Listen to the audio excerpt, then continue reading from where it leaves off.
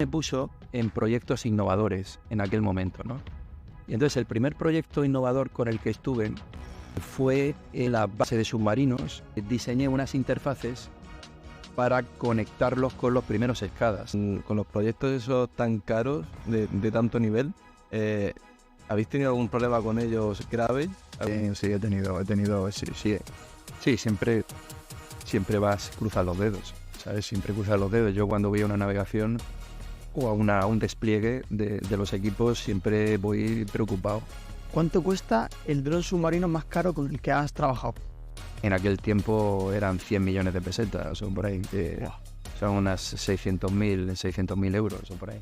Bueno, en este podcast hemos traído a Antonio Guerrero González. Fue antiguo subdirector de la Escuela Técnica Superior de Ingeniería Industrial y además es el coordinador del Máster de Industria 4.0. En esta charla nos habla un poco de su vida, un poco del grupo de investigación DAIRA que él lleva, ¿vale? Donde trata sobre la investigación de drones submarinos, mapeo, encontrar fugas de petróleo, es decir, una tremenda locura. También es el responsable de los equipos de competición Drone Team y UPCT Solar Team, ¿vale? Donde pues estos se dedican a la autonomía de los coches, ¿vale? En función de las placas solares y los drones, pues bueno, pues que no sabe lo que es un dron, ¿no? Antonio tiene una de las mayores flotas de drones submarinos del mundo. Ha sido militar, ha trabajado mucho con el ejército, con militares de todo tipo y ahora es el profesor encargado del Máster de Industria 4.0. Es una auténtica brutalidad este podcast. Nos hemos pasado genial hablando sobre locuras que hacen los drones, los precios desorbitados que tienen. O sea, no os podéis imaginar lo que vale un dron y sobre todo hacia dónde va el futuro de la tecnología. Hemos comentado alguna cosa sobre inteligencia artificial y sobre cómo el humano tiene que ser un pilar fundamental en el futuro de la humanidad. No podemos coger y pensar que la IA nos va a sustituir o alguna cosa del estilo. Dale. Quedarse a verlo que os va a molar mucho. Brutal.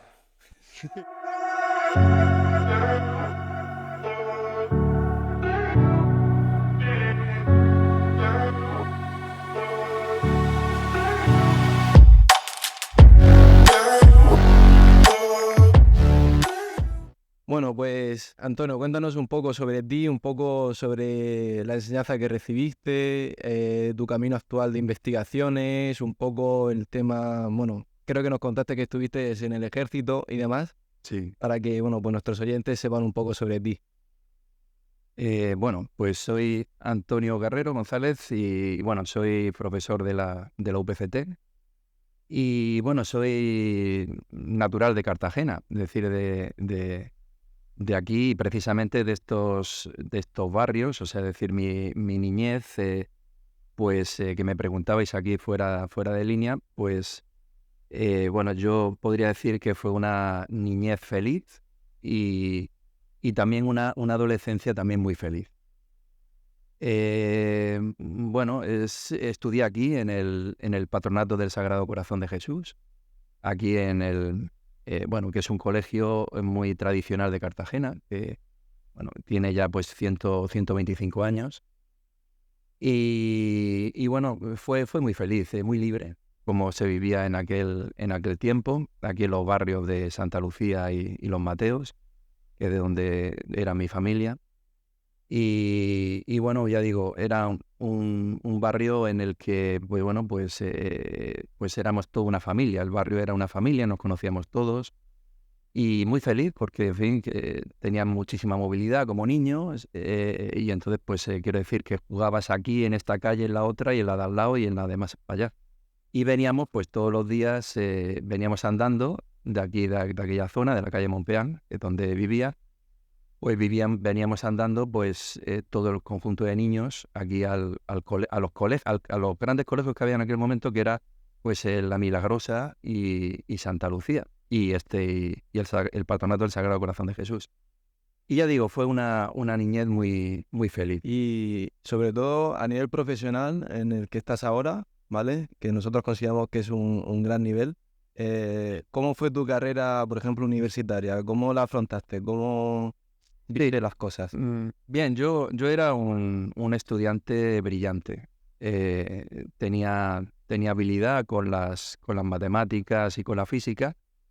y me motivaba. Eran materias que, esas cosas, ¿no? Que a uno le motivan, ¿no? O sea, descubría cosas y a lo que me llevaba la física, ¿no? Me permitía entender cosas y entender cómo funciona el mundo, ¿no? Y entonces eso era algo que me motivaba mucho, y cuando uno sabe, cuando está motivado, pues eso al final pues te hace ser bueno, ¿no? En lo que haces, ¿no? Pues era algo porque me gustaba mucho, y entonces se me daba bien, y entonces pues eso, los resultados que tenía académicos eran muy brillantes. Y observando un poco tu currículum, ¿qué es lo que podrías destacar? Tus titulaciones, trabajos que hayas participado.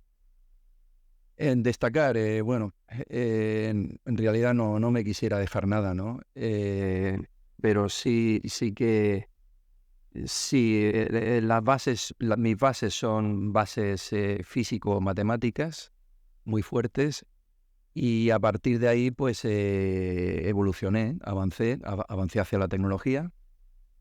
Pues en los años 80 era más fácil llegar a la física y a la matemática que a la tecnología, porque había menos tecnología, y la tecnología ha ido llegando poco a poco, pero sí que la fui incorporando, en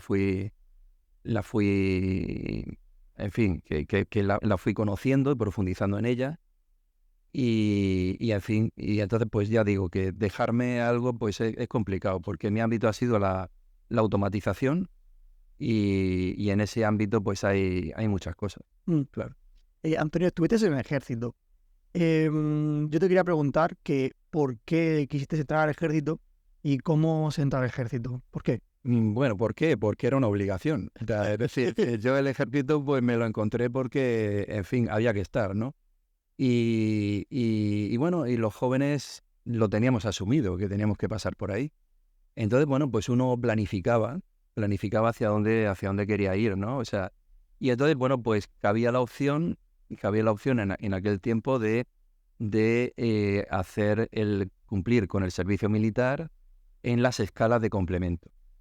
Y las escalas de complemento, pues bueno, pues era, en fin, había que pasar unos exámenes, y bueno, pues una vez pasados esos exámenes, y si eras seleccionado, pues entonces, en mi caso, pues estuve haciendo primero la instrucción en la Escuela Naval Militar de Marín, y bueno, una vez que terminamos ese periodo de instrucción, pues salí con la graduación de alférez de fragata, y ya después pues vine destinado aquí al ramo de electricidad y electrónica, donde terminé mi periodo de mili. Todo fue impactante, o sea, es decir, y muy bonito, ¿no? O sea, yo recuerdo, ya digo, todas mis etapas anteriores de forma muy feliz, ¿no? En la adolescencia, también con mis amigos, la pandilla, ¿no? Que le tengo un cariño infinito a todos mis amigos, y, en fin, que ahí están, ¿no? Y bueno, y volviendo al ejército, pues igual, o sea, hubieron dos periodos, el periodo de instrucción y el periodo ya en el que estuve como alférez, y los dos periodos fueron fantásticos. O sea, vamos a ver, fueron duros, porque hombre, el periodo de instrucción pues era un periodo bastante duro, pero fueron grandes experiencias para mí como persona. ¿Y duro en qué sentido? Pues bueno, la disciplina, lo que es lo militar, al final entiendes, asumes, te conviertes en un militar, ¿no? Y entonces ahí, ¿por qué se caracteriza? Por la disciplina, se caracteriza también por, en fin, también bueno, había que hacer mucho ejercicio físico, en fin, tenías que, y después también, en fin, los valores, ¿no? Sobre todo los valores, ¿no? Los valores de, pues, lealtad, por ejemplo, que eran muy importantes, y esos valores pues me han acompañado durante toda mi vida. Mm. ¿Y tu función dentro del ejército? Eras alférez, ¿no? Pero, ¿qué papel desempeñaba dentro del ejército? Bueno, yo cuando vine destinado aquí a Cartagena, pues vine al ramo de electricidad y electrónica, y estuve pues al mando de en fin, en fin, el comandante y el comandante del ramo, y el segundo del ramo, y con don Cipriano Ramos Laje, ¿no? Que es una grandísima persona, y tuve la suerte de estar con él y fue, pues, en fin, después hemos hecho una gran amistad y hicimos muchas cosas posteriormente, ¿no? Y bueno, ahí mi labor fue, gracias a él y a su orientación, pues fue estar un poco de apoyo, aunque, bueno, el ramo funcionaba él por su cuenta. Quiero decir que mi intervención ahí fue simplemente pues estar de apoyo, pero sí que me puso en proyectos innovadores en aquel momento, ¿no? Y entonces el primer proyecto innovador con el que estuve, pues él me dio todas las facilidades para desarrollarlo. Fue en la base de submarinos de aquí de la Armada. Y entonces, bueno, pues acaban de traer unos equipos que eran rectificadores, que para aquel momento estaban basados en tiristores, era un equipo bastante avanzado, y hacía pues una rectificación de la corriente para después hacer la recarga de baterías. Y esos equipos, pues bueno, pues ahí diseñé unas interfaces para conectarlos con los primeros SCADAs, ¿no? Que se hicieron y desarrollé un sistema SCADA. ¿Qué es un SCADA? Un SCADA es un sistema de monitorización y supervisión para, digamos, que los procesos de carga y descarga de los submarinos militares, ¿no? Pero fue a nivel prototipo. Después, con los años, sí que vi que esa idea, al final se demostró la viabilidad de la idea. Todo estaba en fase de ideas, y esa idea después se concretó posteriormente. Bueno, está claro de que sí o sí se hubiera hecho, pero digamos que fuimos una avanzadilla en aquel momento, y en fin, era bastante interesante, pues sobre todo las pruebas, ¿no? Que hacíamos midiendo las corrientes, ¿no? En las recargas, ¿no? ¿Qué pruebas hacíais? ¿Cómo lo hacíais? Bueno, era simplemente activar, ¿no? Activar relés y tal, y sobre todo, hombre, las pruebas, sobre todo, ya sabéis, cuando no, en un sistema de automatización, si no eres intrusivo, lo que haces es medir, que es escuchar básicamente, ¿no? Lo que está ocurriendo. Y ahí lo que hacíamos era medir. Entonces medíamos las corrientes de carga de los submarinos. Entonces veíamos, en fin, en aquel año, pues que era el año 94, pues ahí pues era muy interesante porque eran SCADA, en fin, y todas estas cosas, estos temas, pues empezaban ya a abrirse camino. Y bueno, era muy interesante pues ver pues, las curvas de carga, ¿no? De cómo es los procesos de carga de las baterías, y todo, pues aquello era bastante interesante, todo aquello. Sí. Y bueno, vamos a pasar un poco a la siguiente pregunta que te va a hacer Jaime, pero para entender la pregunta que te va a hacer necesitamos saber un poco saber qué es la oceanografía. Sé que tú no eres experto en oceanografía, pero bueno, al final estás trabajando con un montón de proyectos relacionados con esto. Sí. Si nos puedes explicar un poco qué es la oceanografía así con pinceladas. Sí, bueno, vamos a ver, yo, como os he comentado, fuera de línea, yo no soy oceanógrafo, entonces, en fin, yo hacer una definición pues me sobrepasa, ¿no? Yo puedo comentar cuál es mi visión y mi rol, ¿no? Que ha habido, pues digamos que en ese ámbito. Entonces, en ese ámbito, pues mi rol desde el punto de vista de la ingeniería ha sido pues desplegar instrumentos para medir el medio acuático. Principalmente los medios que hemos desplegado pues han sido instrumentos con tecnología sonar, que es la tecnología que digamos que reina, ¿no? en ese ámbito, aunque hay otras también, en fin, sí, las que miden los parámetros físico-químicos y en fin, los sistemas de visión también. Lo que pasa es que la visión tiene unas limitaciones en alcance, ¿no? Entonces, ¿qué es la oceanografía? Ya digo, pues eso, digamos que dejémoslo a los grandes expertos que se dedican a eso. El rol del ingeniero dentro de ese ámbito, pues es el de apoyar en la instrumentación. Nosotros, los ingenieros, no tenemos capacidad de interpretación del medio, es decir, son los especialistas en ese tema los que tienen que, en base a los datos que nosotros traemos, pues son los que interpretan lo que ocurre en el medio marino. Entonces, bajo mi punto de vista, pues es, digamos, que la tecnología, sobre todo del ámbito electrónico, para lo que es la medición de los marinos. Exactamente, del medio marino. Sí.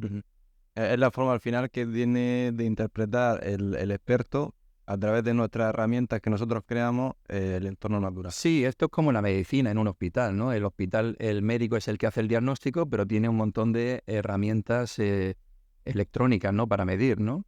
Los escáneres, los ecógrafos, ¿no? En fin, toda la instrumentación que tienen en su ámbito. Entonces nosotros pues es igual. Nosotros somos los que damos soporte y traemos instrumentos, desarrollamos los instrumentos para medir en ese ámbito. Vale. Y relacionado con ese soporte, bueno, tú estás en multitud de proyectos sobre drones submarinos. Si puedes explicar brevemente lo que es un dron submarino y sobre todo, pues, por ejemplo, me metí en LinkedIn y que tienes 4 proyectos o 5 proyectos relacionados sobre placas solares, la autonomía que estos drones tienen, el mapeo de fondos de submarinos, la detección de pérdidas de petróleo, no sé en qué aspectos. Pues si lo puedes tratar así. Bueno, todo el ámbito es muy amplio, ¿no? El de drones submarinos o drones marinos. Yo abarcaría drones marinos, ¿no? El ámbito marino es bastante duro porque la mar es un medio hostil. Bueno, yo conectando un poquito con las raíces, ¿no? Un poco de lo que hemos hablado de la mili, del ejército y tal. Yo muchas veces cuando estoy en la mar y veo las adversidades que tiene la mar, pues yo me imagino cómo los marinos españoles hace 500 años, con aquellas barcazas que habían, eran capaces de hacer las proezas que hicieron, ¿no? Porque yo cuando estoy aquí salimos un poco fuera aquí a la mar y salimos unas millas y nos alejamos unas millas, siento como el medio es bastante hostil, ¿no? Bueno, pues ese medio hostil es el que no te deja ver qué es lo que hay debajo. Tiene muchas dificultades el medio marino. Vamos a ver, cuando bajan más de 20 metros de profundidad ya la luz ya deja de penetrar, 50 metros ya es casi una caja oscura, si bajan más todavía. Las presiones, ¿para qué deciros, no? O sea, en fin, llegan a partir de 50 metros, ya es muy complicado bucearlas, y más abajo es ya casi imposible. Entonces, imaginaros, estamos en un espacio en el inexplorado, muy complejo de explorar, además con muchas complicaciones. Medio marino, además, tiene muchas complicaciones. Aparte de que es hostil, de que es difícil llegar al punto de operación, porque tienes que ir con un barco, tienes que desplazarte allí, tienes que hacer los despliegues. La mar no te deja hacer los despliegues. Tienes que hacer los lanzamientos, tienes que hacer las recogidas. La mar no te deja, las olas, en fin, que se empieza a mover todo, ¿no? Los instrumentos son carísimos. Tienes instrumentos que valen 100.000 euros o más, ¿no? 200.000 euros, ¿no? Y esos equipos con un pequeño golpe se han roto. Y entonces, es una situación complicada, ¿no? Pero es que además cuando estás debajo del agua, cuando estás a 50 metros, 60, 70 metros, sabes que el instrumento, como tengas una complicación, no lo vas a poder recuperar. Porque a ver quién baja por el instrumento si se ha quedado abajo, ¿no? 70, 80, 100 metros, ¿no? de profundidad. ¿Cuáles son las complicaciones que tiene el medio marino? Mira, el medio marino tiene la complicación, por un lado, que no te puedes comunicar con el instrumento que tienes debajo, a no ser que sea con un cable. Pero un cable tiene un problema. El cable es el mejor medio de comunicarte con el instrumento, pero tiene un problema. Y el problema es el puro cable. El puro cable. El puro cable. Es decir, tienes un cable en un barco que se está moviendo, tienes que dejar las hélices paradas, porque si dejan las hélices en marcha, que ese problema lo hemos tenido, la hélice corta el cable, y además que puedes tener un accidente. Entonces, bueno, el cable te sirve para suministrar energía y para suministrar comunicaciones. Cuando suministras comunicaciones, también suministras posicionamiento. Entonces, el problema que tienes con un instrumento cuando lo tienes bajo el agua son 3 complicaciones. Tienes la complicación energética, la complicación de las comunicaciones y la complicación del posicionamiento. Y son bastante difíciles de resolver. Entonces, ¿cuál es la tendencia? Con los drones submarinos, lo que se quiere hacer es prescindir del cable. Entonces, si prescindes del cable, tienes un problema. Porque no te puedes comunicar con él. Bueno, ahí, vamos a ver, te puedes comunicar y ahora os explico. O sea, siempre el no siempre intentamos solventar la dificultad, ¿no? Y la podemos solventar de aquella manera. Tienes el problema de la energía. La energía tiene la energía que solamente embarcas, no tienes más energía que la que llevas dentro. Y el problema del posicionamiento.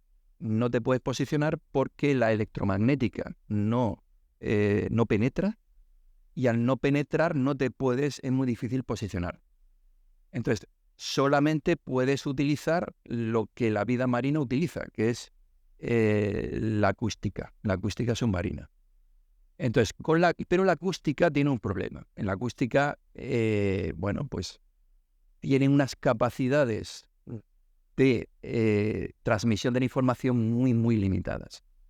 Muy limitadas. Entonces, por ejemplo, para que os hagáis una idea, tú puedes transmitir a través de comunicaciones ópticas, puedes llegar a tasas de 10 gigas por segundo, es decir, tasas de transferencia altísimas, pero sin embargo, a través del agua solo puedes ir a tasas que ya te das con un canto en los dientes y llegas a un K por segundo. Claro. Y ese K por segundo en un radio de 500 metros, o 500 metros, 1 kilómetro máximo. Y conforme te alejas, la comunicación es más débil y es más improbable. Entonces, imaginad que tienes un instrumento, un equipo, un ROV submarino que te ha costado pues 300.000 euros y tú pues quieres aventurarte con él. Pues yo a mí no me gusta aventurarme con él porque sé que la probabilidad de perderlo es altísima. Y esencialmente, ¿cómo los manejáis? ¿Es tan fácil como un radiocontrol o mira, esto funciona de la siguiente manera. Hay 3 tipos de vehículos submarinos. Submarinos, pues están los marinos, que son como barcos autónomos. En los submarinos hay 3 tipos de equipos.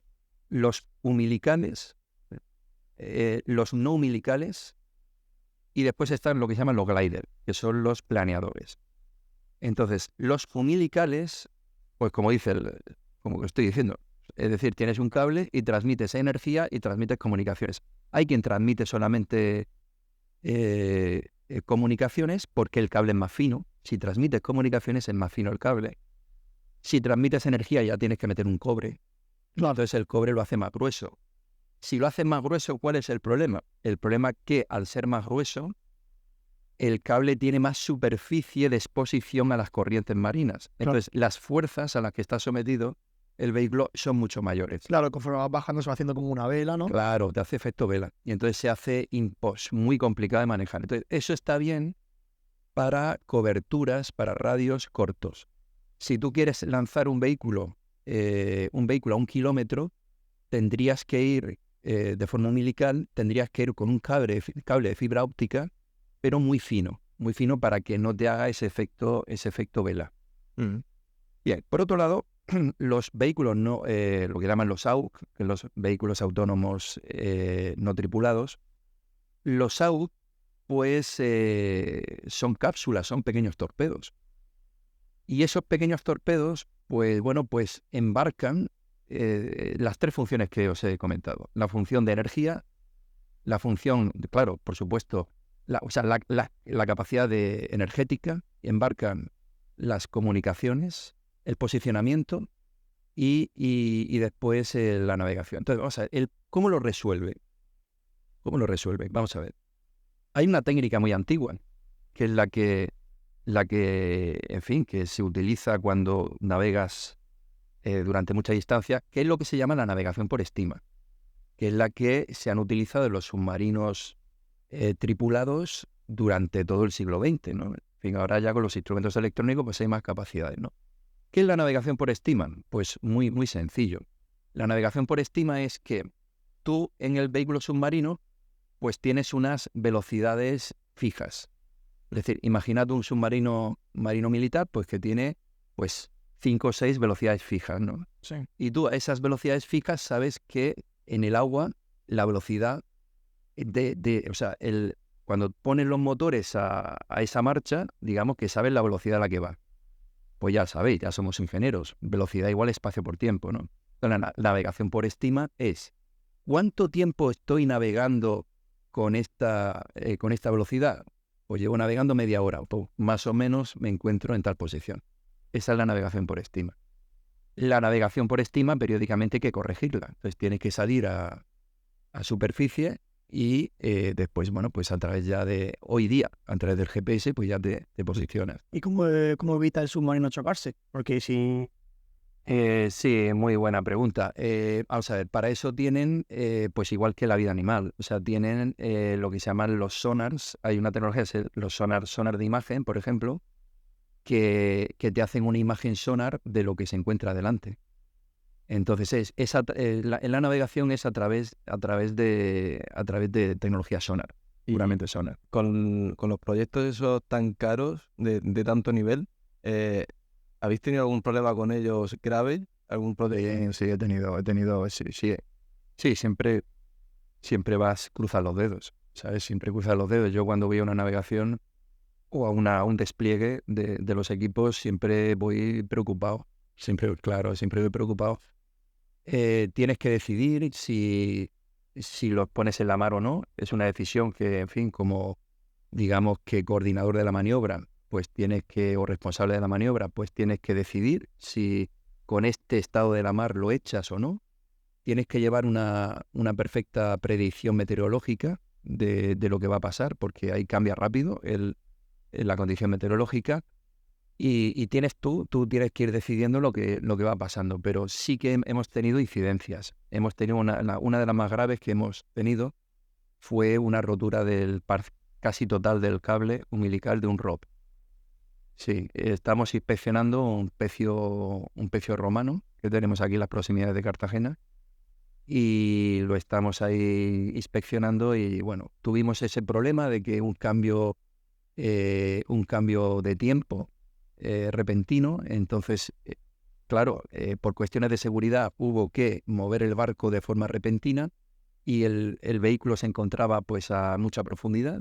No había tiempo para sacar el cable y en esa maniobra que está motivada por la seguridad de los tripulantes que estamos en la embarcación, pues afectó el cable. El cable quedó afectado y quedó casi cortado. ¿Y lo pudiste recuperar? Sí, lo pudimos recuperar porque, bueno, en el barco pues teníamos submarinistas que se echaron a la mar y entonces pudieron rescatar en fin, casi al límite, rescatar Porque estos drones se hunden, ¿no? Sí, es lo que te he comentado, o sea que hay dos tipos, este caso era, vamos a ver, hay dos, o sea, como os comentaba, hay tres tipos de vehículos submarinos, los ROPS, que son vehículos operados remotamente, los AUC, que son vehículos autónomos no tripulados, y los gliders, que son los planeadores.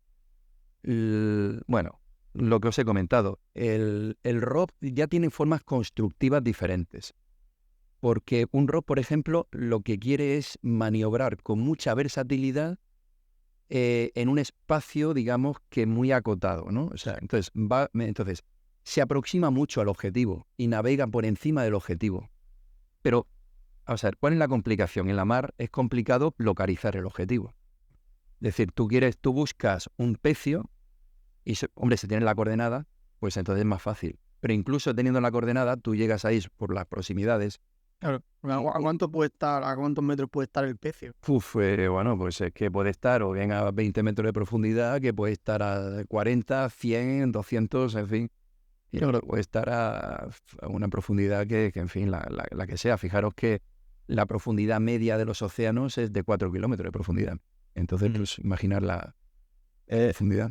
Estos proyectos, ¿quiénes son las principales potencias que los pueden ser de más interés? Sí, bueno, son los gobiernos directos, o sea, digamos que son los principales, ¿no? Pero bueno, ¿por qué? A ver, son muy necesarios porque, por ejemplo, bueno, primero lo que os he comentado es saber lo que tienes, ¿no? O sea, primero es saber, si tú quieres proteger los submarinos, tienes que saber lo que hay debajo, ¿no? Entonces, para eso, claro, si tienes cosas a 300 metros de profundidad, pues está claro de que no puedes ir con submarinistas a ver lo que hay a esa profundidad. Entonces tienes que desplegar instrumentos.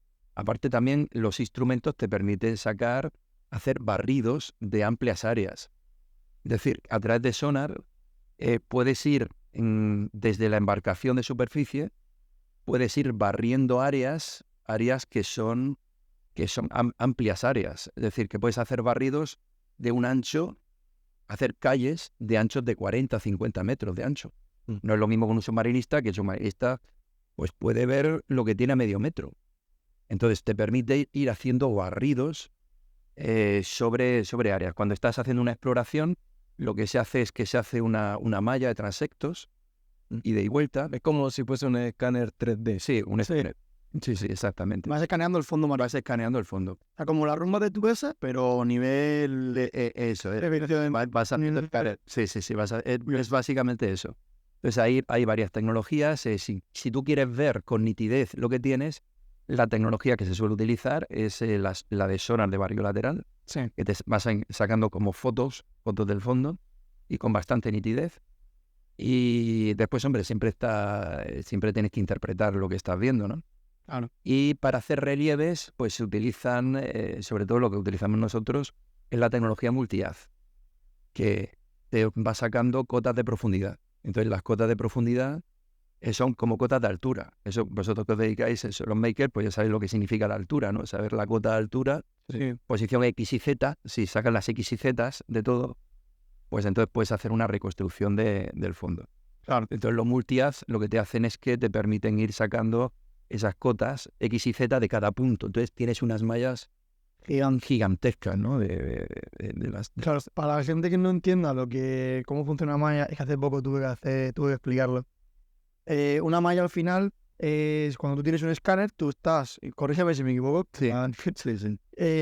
Tú al final, un escáner lo que tiene es un sensor que emite una luz y un sensor que recibe esa luz. Entonces calcula a qué distancia está ese punto del escaneado y sabe la distancia a la que está. Entonces, luego esos puntos hace como una especie de malla de puntos. Y esos puntos luego los triangula y hace pues, una malla gigante y con eso puedes recrear el fondo, ¿no? Es algo así. Claro. ¿Explicado bien? Exactamente, sí, muy bien explicado. Sí.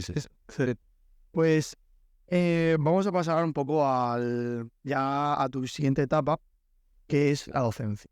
¿Vale? Sí. Y como el siguiente podcast que vamos a grabar, vamos a hablar más a fondo sobre todo el tema del máster de Industria 4.0 y cosas que molan bastante, Sí. pues quiero preguntarte a ti cosas, por ejemplo, del ámbito educativo.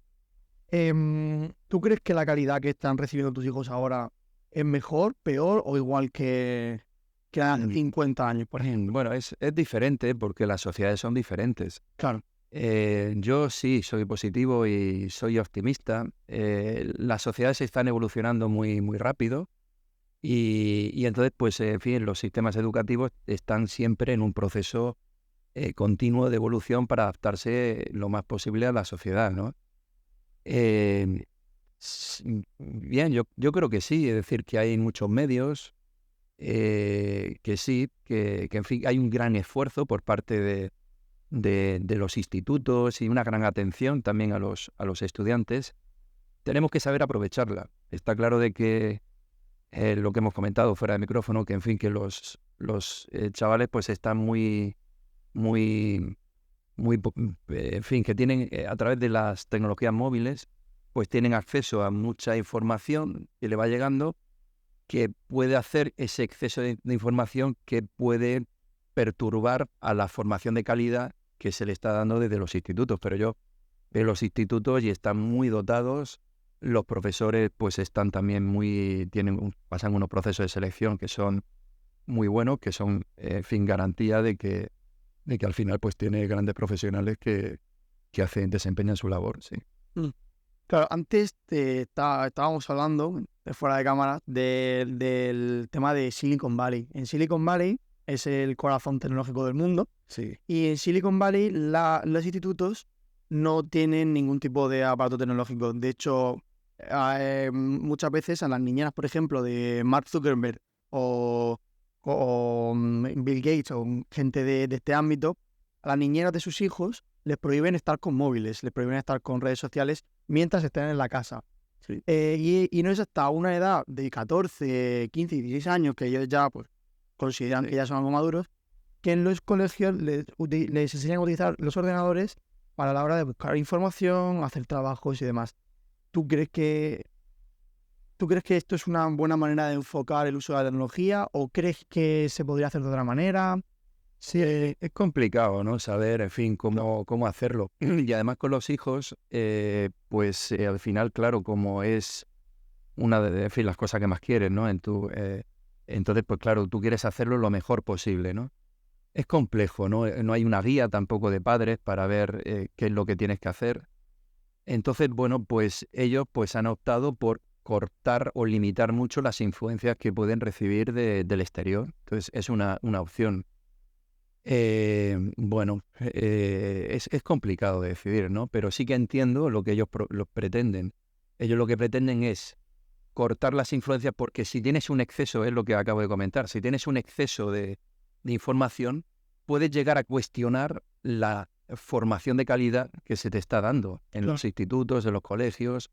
Y entonces lo que hacen es tratar de que esa masa de información gigantesca que hay en las redes, pues la tratan de limitar para que no perturbe a la formación de calidad que ellos le están dando. Es una opción. Esto muchas veces, como estás comentando, el tema de que estemos sobresaturados de información hace que luego nuestra falta de atención a la hora de estar estudiando, estar leyendo o estar viendo una peli, la pierdas. O sea, hay mucha gente que se pone a ver una peli y luego a la vez que está viendo la peli consulta el móvil.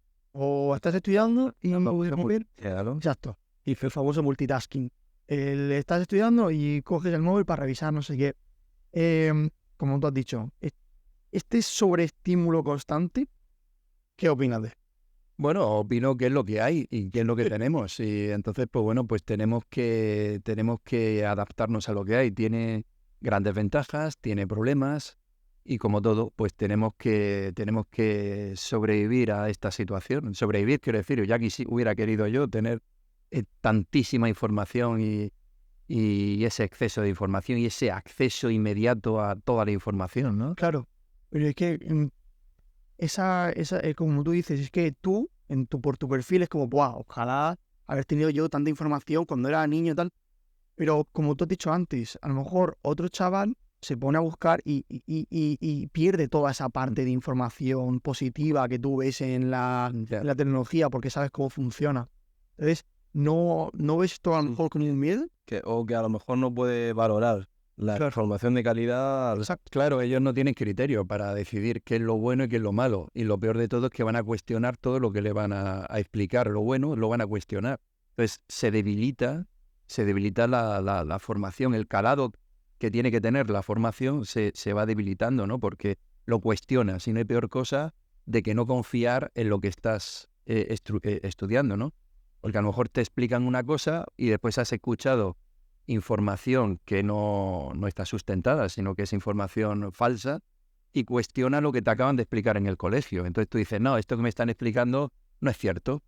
Y entonces, claro, todo eso al final es un freno, es un obstáculo. Entonces, ¿crees que comparado, por ejemplo, la formación que se daba antes y las personas de antes, pues yo considero que son diferentes, ya que pues el ser humano se va adaptando continuamente y demás, se sugestionaban más por las influencias sociales? Porque, por ejemplo, es lo que tú venías diciendo de si escuchamos que esa formación no es de calidad, nosotros automáticamente, muchas de las personas lo creen sin mirar ningún criterio, sin seguir verificando la información y demás.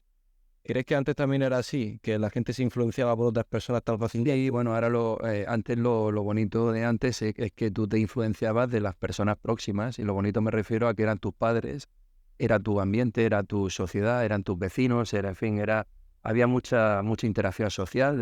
Yo, en fin, lo que recuerdo, en fin, de mis años, felices años de adolescencia y de niñez, pues es eso, o sea, en fin, que tú lo que te decían los padres, pues era, en fin, que era lo verdadero, ¿no?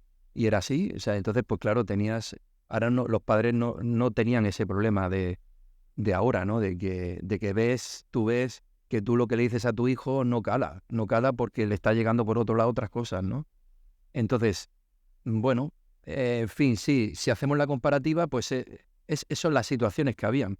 Pero vuelvo otra vez a lo que estaba diciendo. Tenemos lo que tenemos. Y entonces lo que tenemos hay que verlo. Yo siempre soy positivo. Siempre hay que verlo de forma positiva. Está claro de que hay que hacerle ver a tus hijos, a los jóvenes, hay que hacerle ver cuál es la formación de calidad, que ellos siempre decirles porque ellos son los que van a decidir, los que toman los caminos, los que andan los senderos de la vida, ¿no? Los caminos. Pues ellos tienen que saber que la información que anda en el ambiente es cuestionable.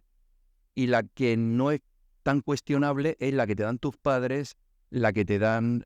no es cuestionable, me refiero a que es la verdaderamente que va en tu beneficio, porque hacen lo mejor para ti, o la que está preparada en los centros de formación. Y que le tienes que hacer ver que tienen que priorizar esa formación. Esa es la verdadera, o sea, la tienen que considerar como la verdadera, y la otra debe ser complementaria. Y esos complementos los tienes que cuestionar, porque ellos seguramente no van a saber discernir si la fuente de información es verdadera o no es verdadera, ¿no? Es decir, que, en fin, si no, al final pues pueden pensar cosas raras, ¿no? O sea, Claro. si se dejan influir, ¿no? ¿Y a qué problemas crees que nos podemos enfrentar en el futuro? Tanto a las personas como a la industria. O sea, ¿crees que, por ejemplo, relacionado con nuestra estabilidad a la tecnología, los nuevos métodos de enseñanza o las nuevas herramientas que solemos tener día a día, ¿cuál crees que podrían ser los problemas fundamentales que podemos llevar a cabo y posibles soluciones? Yo creo que en un futuro lo que hay que hacer es siempre poner a la persona en el centro. El hombre, en fin, el humano en el centro. ¿De acuerdo? Entonces, las tecnologías no dejan de ser herramientas. Es decir, incluso la IA, ¿no?, que está de moda, no deja de ser una herramienta. Claro, nos pueden hacer sentir todopoderosos, ¿no? Es decir, que tú al final estás hablando con una persona que está en la otra esquina del mundo y te sientes como, wow, que tienes superpoderes, ¿no? Pero también a lo mejor sintieron superpoderes los paleolíticos cuando inventaron la rueda, ¿no? Dijeron, wow, ya no tengo que andar, ya me monto en un carro que lo tira un buey, ¿no? Tengo superpoderes, ¿no? Entonces, las cosas hay que verlas, eso, o sea, en fin, las tecnologías son herramientas, la tecnología es una herramienta. Y hay que verlo así, como asistentes, siempre como asistentes.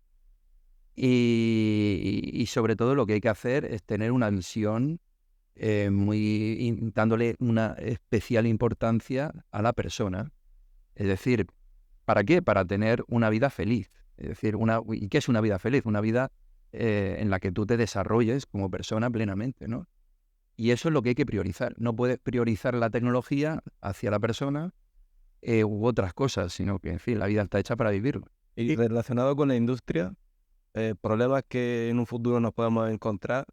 O si quieres, podemos concretarlo un poco más del estilo de, en este siglo, Sí. ¿cuál crees que va a ser a lo mejor el problema que se vaya a resolver o que se vaya a abordar? A ver, yo lo que veo, vamos a ver, yo he visto la evolución, digamos que tecnológica, desde, en fin, desde los años 80, ¿no? Que le he hecho un seguimiento muy intenso, ¿no?, a la tecnología. Pues estoy viendo una nueva ola, es decir, como la han habido.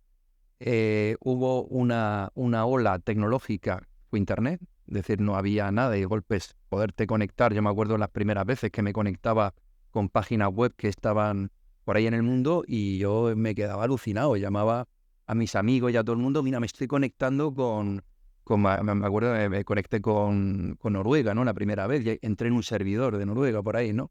Y entonces hoy día, pues que es algo absolutamente, vamos, trivial, pues aquello era sorprendente, ¿no? Después, la siguiente ola fueron las comunicaciones móviles, ¿no?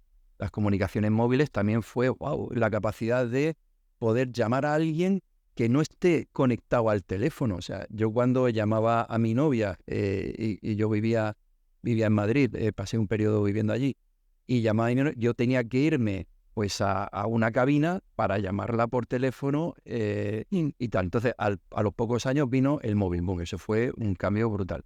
Pues bueno, quiero decir que la siguiente ola que va a transformar las cosas de forma profunda es la IA. Pues la IA va a ser una ola tremenda, ¿no? Una ola tremenda en el sentido de que en fin, las labores intelectuales van a estar muy asistidas, tremendamente asistidas, ¿no? Entonces, bueno, pues eso hay que interiorizarlo, hay que digerirlo para que no sea la IA un sustituto de las personas, sino que sea un asistente a las personas, ¿no? ¿Qué puede ocurrir? Pues que, oye, pues a lo mejor al tener tantísima asistencia, eres muy productivo, es tremendamente productivo. Bueno, pues mejor. Pero nunca sustituir a las personas. Las personas siempre tienen que estar, ya digo, debe ser el centro de la sociedad. O sea, la sociedad está hecha para que las personas nos podamos desarrollar y ser felices, ¿no? Pues, buah, esto ha sido un buen final. Pero a nosotros siempre nos gusta acabar con nuestra sección, que es una sección de preguntas cortas. ¿Qué nos diferencia a los militares españoles de los militares americanos? Yo no conozco a fondo como para hacer una comparativa, ¿no?, de cómo son unos y otros. Yo lo que puedo decir son los valores que tienen los militares españoles, ¿no? En esa línea de lo que yo decía de la persona primero, yo siento que piensan así. O sea, es decir, esos valores, ¿no? Que, en fin, que siempre es con la intención de, claro, pues defender tu sociedad, pero siempre con esa humanidad, ¿no? En fin, de respeto, ¿no? A cualquier de persona de otras sociedades, ¿no? Una pregunta que es bastante polémica, porque hay gente que está muy en contra o muy a favor, es el tema de invertir dinero en el ejército, porque lo pueden ver como algo negativo o como con solamente fines bélicos. Entonces, así resumido, ¿tú invertirías más en ejército? Sí, no. A ver, vamos a ver. Yo quisiera vivir en una sociedad en paz, una sociedad donde no hubieran amenazas. Amenazas entre países y que nuestra sociedad y nuestros valores, pues que, en fin, se sustentaran por sí solos, ¿no? Pero, bueno, al final, pues los ejércitos creo que deben, por supuesto, deben estar, sobre todo, bajo el concepto, el concepto de la defensa, ¿no? De la defensa de tus valores, de defensa de tu sociedad, y siempre pensando en también estar disponibles, pues, para ayudar a tu sociedad, ¿no? ¿Son necesarios? Sí, son necesarios. En fin, lo importante es tener, pues, siempre pues unos gobernantes que hagan buen uso de esa herramienta, ¿no? Porque al final es una capacidad que tienen las sociedades, la capacidad de defenderte, pero claro, mal usada, como se ve a menudo, ¿no? Y se ha visto en la historia, mal usada, pues puede ser un problema, ¿no? Claro. Pero eso es complicado de manejar. Lo importante es tener siempre gobernantes que sepan hacer el uso para el que está diseñada, que es para defender nuestra sociedad. Una pregunta así un poco más picantona es, ¿cuánto cuesta el dron submarino más caro con el que has trabajado? Los Pluto, por ejemplo, que en fin, que no es muy curioso. Sí, bueno, el dios del inframundo, ¿no? De los romanos, ¿no? Bueno, pues parece ser que en los años 90, no tengo tampoco las cifras, pero sí que tenía un coste muy elevado. O sea, creo que era, pues en aquel tiempo eran 100 millones de pesetas o por ahí, que son unas 600.000 euros o por ahí. Y después también los nuestros que hemos comprado con mucho esfuerzo en la universidad, pues han sido drones de 150.000 euros. Tú eres investigador. Sí. Y habrá también mucha gente aquí, estudiante, ya habrán terminado el grado algunos o incluso el máster y querrán a lo mejor lanzarse a la investigación. ¿Qué consejos le das a esas personas? Consejos básicos, rápido. A mí me gusta siempre ligar investigación y sociedad. Investigación y sociedad. Entonces, hay muchas formas de llegar de la investigación a la sociedad. Yo lo que le recomendaría es que que nunca pierdan la perspectiva de la sociedad. Es decir, que sus avances y sus investigaciones y todos los logros que ellos consigan, pues tienen que siempre lo tengan en la cabeza. Sé que es una carrera siempre muy acelerada porque tienes que ir siempre demostrando cosas y demostrando méritos y entonces estás como muy, muy cerrado en tus investigaciones y en tus cosas, ¿no?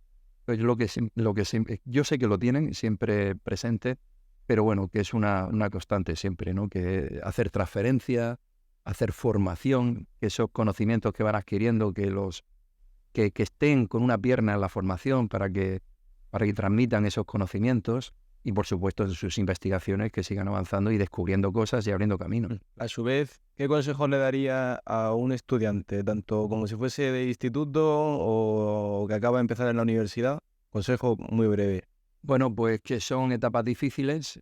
La adolescencia es una etapa complicada y la última etapa de la adolescencia más complicada porque se les pide un plus de esfuerzo para poder saltar a la universidad.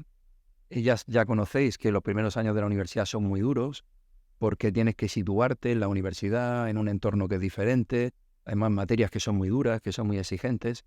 Entonces yo lo que les diría es paciencia. Pediría paciencia, no desmoralizaros, eso nunca, y siempre buscar ayuda en la propia universidad. Todas las universidades pues tienen ayudas para en fin, sobrepasar esos momentos complicados. Y después también, oye, pues si a lo mejor has elegido una especialidad, una carrera, un grado, que a lo mejor después consideras que, en fin, que a lo mejor no te sientes muy cómodo, pues oye, tener la mente abierta también para poder saltar de una especialidad a otra. Siempre buscar caminos, siempre buscar soluciones. Y finalmente, bueno, a nosotros nos encanta leer libros sobre desarrollo personal, un poco también sobre ingeniería y del estilo.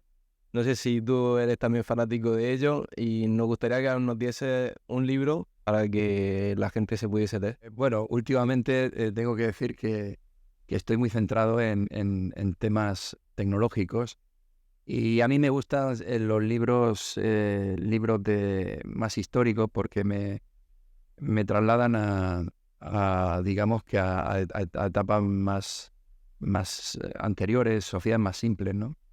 Entonces, bueno, no, ahora pues prefiero no recomendar ninguno porque, en fin, ahora mismo pues digamos que eso es más personal. Eso es algo más personal. Vale.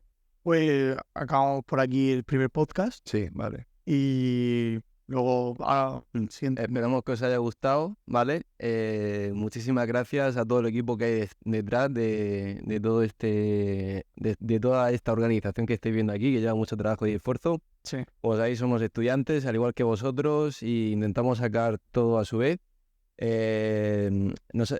Os lo agradecería de que pudieseis compartir este episodio y bueno, pues dar me gusta y todo lo que ello conlleva. Y bueno, pues os invito encarecidamente a que vayáis al siguiente podcast también con Antonio Guerrero, ¿vale?